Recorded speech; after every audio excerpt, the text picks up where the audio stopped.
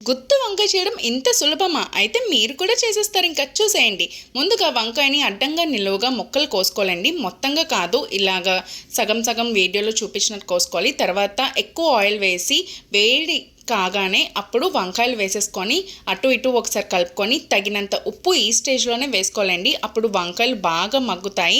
So ఉప్పు వేసి కలిపిన తర్వాత 5 నిమిషాల తర్వాత వంకాయలు ఈ స్టేజ్లోకి వచ్చాయి.